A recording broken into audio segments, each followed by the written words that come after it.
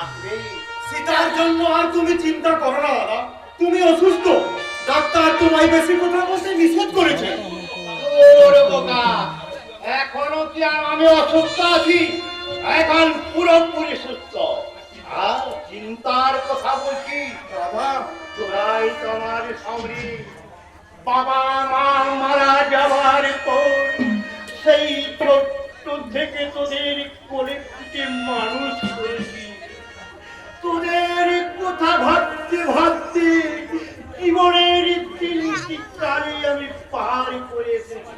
দাদা, এই শেষ জীবনে এসে যদি তোদের সবটুকু দেখে যেতে না পাই, মরে গেলেও যে শান্তি পাবো না রে।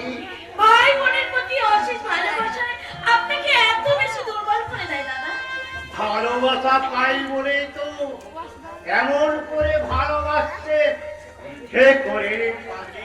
দাদা, জগতের কোটা দাদা ভাই বোন তাদের দাদাকে এমন গভীর ভাবে ভালোবাসে। কিন্তু আমাকে তুমি আগের মতো ভালোবাসো না দাদা। সে কি রে? তোকে আমি ভালোবাসি না? তাই যদি বাঁচতে তাহলে কেন দিন রাত সীতা সীতা করে পাগল হও? আমার কথা একটিবারও মুখে আনো না। পাগল কোথাকার! এতকাল তোরা দুজনে আমার বুকের দুদিকটা ভরে রেখেছিলি। সীতা চলে যাবার পর আমার বুকের একটা দিক বড্ড খালি হয়ে গেছে রে। আর আর সেই খালি হওয়া বুকটার দিকে তাকালে আমার মনটা যে কেমন হয়ে ওঠে। অজান্তে হতভাগের কথা ভাবতে ভাবতে কখন যে চোখ দুটো জ্বলে হয়ে যায়। আমায় ক্ষমা করো দাদা, আমার ভুল হয়ে গেছে। তা আমি জানি না রে, তা আমি জানি না। আমায় ক্ষমা করো দাদা। চন্দন, দাদা আপনার এই খালি বুকটার মাঝে আপনি আমাকেও আশ্রয় দিন দাদা। দেব রে বোন দেব। সীতার যেই গায়ে তোকে স্থান দিতে খুব শীঘ্রই আমি পুনরক্ষী রূপে বরণ করে ঘরে তুলে নিয়ে যাব। এই তুমি কি বলছো দাদা? তোদের যথাযোগ্য ভালোবাসার মর্যাদা আমি দেবরে চন্দন। তাই দাদা হয়ে তোকে আমি অনুমতি দিলাম, তুই শিগগির একটা চাকরির সন্ধান কর। দাদা, তোর চাকরির অপেক্ষায় আমি আমার ভাবি প্রমোদর ইচ্ছান্তাকে সাজিয়ে রাখলাম। তাই হবে দাদা, আজ থেকে আমি চাকরির সন্ধান করব। তোমার আশীর্বাদে নিশ্চয় কোনো চাকরির অভাব হবে না আমার। আরে চন্দন, আমি ভাবছিলাম আজ প্রায় 10 দিন হলো সীতা শ্বশুর বাড়ি গিয়েছে, কাল ওকে দেখতে যাবো ভাবছি। আর কবে আসবে সেই দিনটাও স্থির করে আসবো ভাবছিলাম। সে তো খুব ভালো কথা দাদা। না মানে যাবার সময় কিছু মিষ্টি, সীতার জন্য একটা শাড়ি আর শৈবালের জন্য ধুতি পাঞ্জাবি সঙ্গে নিয়ে যেতে চাই। তাই বলছিলাম তোর কাছে 100-2 টাকা হবে ভাই? টাকা তো নেই দাদা, টিউশনের যে কোটা টাকা পেয়েছিলাম তা তো সীতার বিয়েতে। ও হ্যাঁ, আমারই ভুল হয়ে গেছে ভাই, কিছু মনে করিস না ভাই। আমি বরং এক কাজ করি, সীতার বিয়ের সময় মাধুপুরের কাছে 5,000 টাকার ভিটে বাড়িটা তো বন্ধক দেওয়াই আছে, তার কাছে না হয় আরো কিছু টাকা ধার করে নিয়ে আসি। কি বলি? তাই করো দাদা। তারপর তুই চাকরি পেলে সমস্ত টাকা ফিরিয়ে দে, আবার ভিটে বাড়িটা ফিরিয়ে দেব। কেমন?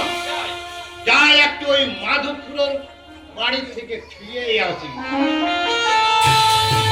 এমন করে তুমি কি ভাবছো চন্দনদা? ওই নিঃস্বার্থ মানুষটার কথা যদি আমাদের প্রতি কর্তব্যের অবহেলা হয়, তার জন্য দাদা কোনদিন সংসার করেনি।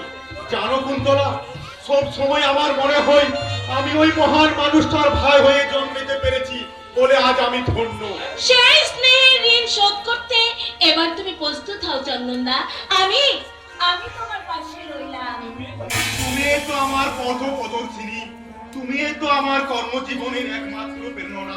তুমি পাশে থাকলে জীবনের যে কোনো সংগ্রাম আমি হাসি মুখে জয়লাভ করে নিতে পারবো কুন্তলা।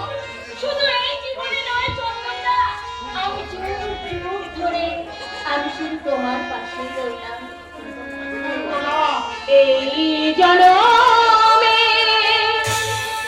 আমরা আছি, আর জনমে থাকবো আবার। এই জনমে আমরা আছি, আর জনমে থাকবো আবার। হৃদয় ভরে রেখে যাবো প্রাণের ছোঁয়ায় ভালোবাসা। তুমি থাকবে আমার, আমি থাকবো তোমার। তুমি থাকবে আমার, আমি থাকবো তোমার। এই জনমে আমরা আছি, আর জনমে থাকবো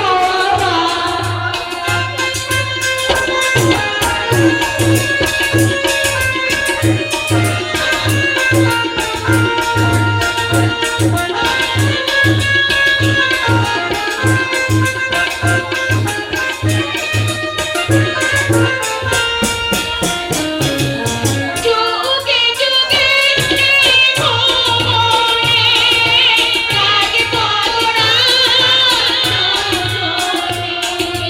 যুগে যুগে ভুবনে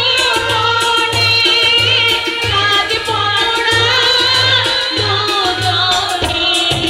হৃদয় ভরে রেখে যাবো প্রাণের ছোঁয়ায় ভালোবাসা।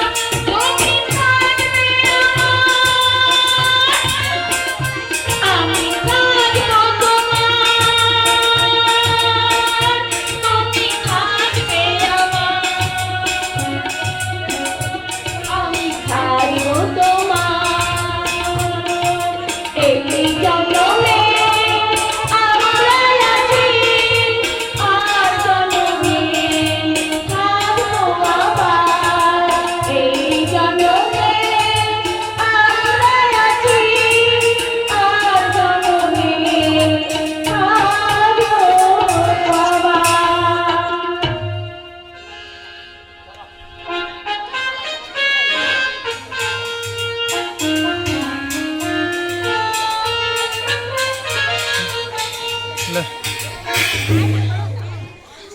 নিষ্ঠুর বিধাতা, তুমি কি অন্ধ হয়ে গেছো?